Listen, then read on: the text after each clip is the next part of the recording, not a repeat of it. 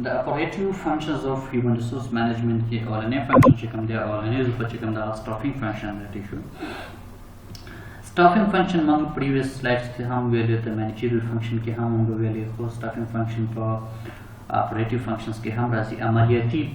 function وظیفه چې کوم دی شو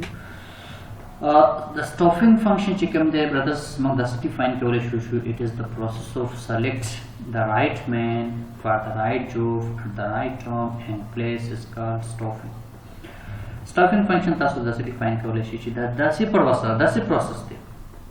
یعنی څنګه process دی چې په دې process کې موږ selection کوو د څه شي the right person, right man, right worker, right candidate ٹھیک شو د ښه کس انتخابول ګمارل په دې کې موږ څه شي کوو selection کوو for the right job یعنی د خپل جاب لپاره یعنی موږ داسې ویلی شو چې right man specialized person for specialized activity right job مطلب specialized activity څنګه activities for example زموږ سره یو پوسټ خالی شو چې هغه د څه شي دی د آی ټي پسې تعلق ساتي کمپیوټر ساینس پسې تعلق ساتي اوس د دې لپاره right man داسې کس پکار دی چې هغه څه شي دی کمپیوټر ساینس یې کړی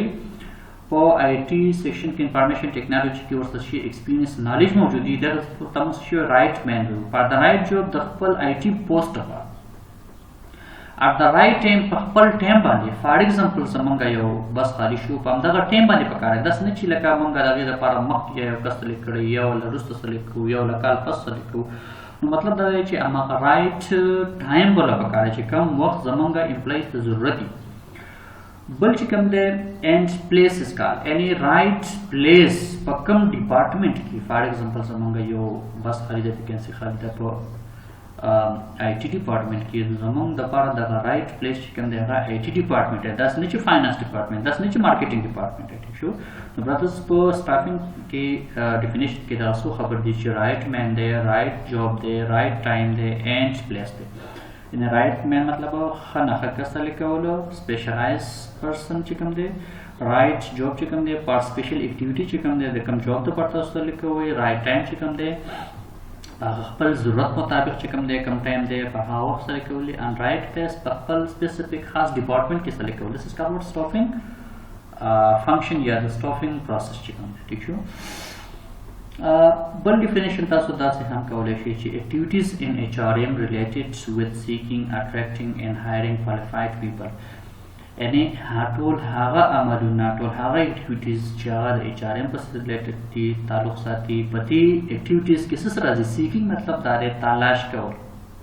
سرچینګ کول د امپلایز سرچ کول تلاش کول ټیک شو د کوم امپلایز سرچ کول د هغه امپلایز سرچ کول چې هغه زموږ د ډیمانډ مطابق وي هغه زموږ د تقاضا مطابق وي یا زموږ سره کوم ویکنسي خالي شوي د هغې مطابق موږ څه کوو سرچینګ کوو سیکینګ کوو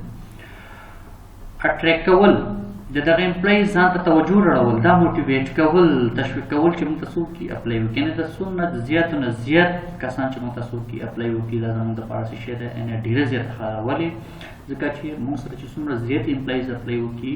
نو موږ به پکې د ښه نه ښه کس څه شی کوو پیدا کړو لیکن که چېرته کسان کمي نو موږ ته پکې داسې پته ونه لګي چې د ښه نه ښه کس پکې کم دی ټیک شو څومره چې موږ سره پاپولیشن زیات وي نو موږ به د هغې نه څه اخلو سیمپل اخلو او سیمپل به ترې موږ بیا څه اخلو ښه اخلو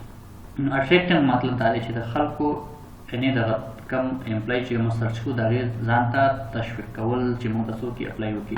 اینډ هایرینګ کوالیفاید پیپل مطلب دا دی په دې کم خلک چې موږ ته توجه وکړي موږ کم سرچ کړله موږ ته اپلای وکړي په هغې کې موږ څه کوو کوالیفاید پیپل موږ هغه خلکو ته ویلی شو چې هغه زموږ د تقاضا زموږ د ډیمانډ څه شي برابري یعنې د هغې نه چې موږ کم تقاضا کوو کم ډیمانډ کوو کم جاب دپاره موږ یې سلیکټ کوو هایډ کوو چې د هغې شی برابري ټیک شو نو دې ته څه شی وایي سټافینګ فنکشنز اف